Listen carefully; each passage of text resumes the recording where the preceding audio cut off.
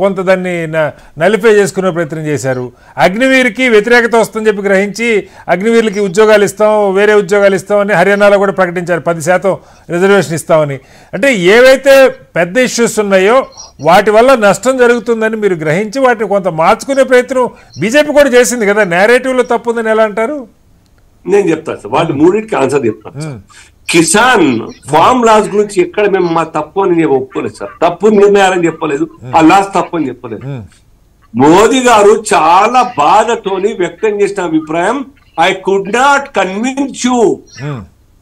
సర్కార్ ఏ రకంగా మేము మంచిర్యాలతో ఇంట్రడ్యూస్ చేసినామో దాన్ని Punjab, Haryana, part of west part of Uttar Pradesh రైతుల్ని కన్విన్స్ చేయలేకపోయాము. దీన్ని కాస్త ఖలిస్తాన్ వాదులు, దాని తర్వాత కమ్యూనిస్టులు, కాంగ్రెస్ వాదులు అందరు కూడాను వెనుక ఉండి నడిపించి, ఖలిస్తాన్ అంతా డైరెక్టే వెనుక ఉండి నడిపించినటువంటి కారణంగా ఇది కాస్త తప్పుదారి. అయితే కంగనా రనౌత్ చెప్పిన మాటలే మీరు చెప్తున్నారు, రైతులు ఖలిస్తాన్ ఉగ్రవాదులు అంటున్నారు మీరు మళ్ళీ. కాదా సార్, ఇప్పుడు ఖలిస్తాన్ నాయకులు దాంట్లో ఇన్వాల్వ్ అయ్యారా సార్? మీ సర్వే లేరు.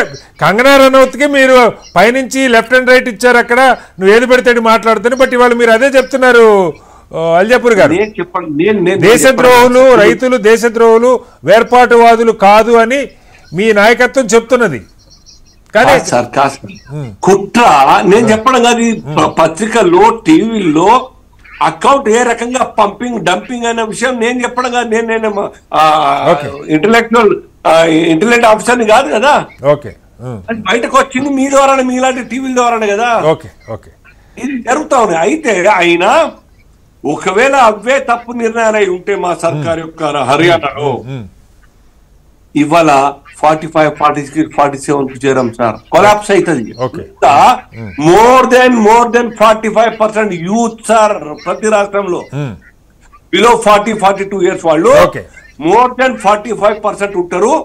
ఆ యూత్ అనుకుంటే మా సర్కార్ పరిస్థితి గెలవచ్చు సార్. గ్రామీణ ప్రాంతంలో బీజేపీ గెలవచ్చు సార్. ఆ రైతులే మాకు వ్యతిరేకంగా అనుకుంటే గ్రామీణ ప్రాంతంలో బీజేపీ గెలవచ్చు సార్. ఇవాళ గ్రామీణ ప్రాంతం, హర్యానా గ్రామీణ ప్రాంతాలు ఇప్పటికీ కాంగ్రెస్ లీడ్ లో ఉంది సార్. అర్బన్ ఏరియాలోనే బీజేపీ లీడ్ లో ఉంది. లెక్క తేలుతుంది. నేను వద్దాం సార్, మళ్ళీ వస్తాను మీ దగ్గరికి. ఒకసారి మనతో వివి రావు గారు కూడా జాయిన్ అయ్యారు, ప్రముఖ ఎన్నికల నిఘా నిపుణుల సంఘం నాయకులు. వివి రావు గారు నమస్కారం. నమస్తే అండి. వివి రావు గారు, చాలా కాలంగా ఈ దోబూచులాట ఇలాంటప్పుడే నిజంగా మీ అవసరం కనపడుతుంది. ఈవీఎంల మీద ఎప్పటి నుంచో చర్చ జరుగుతుంది. ఉదయం దాదాపు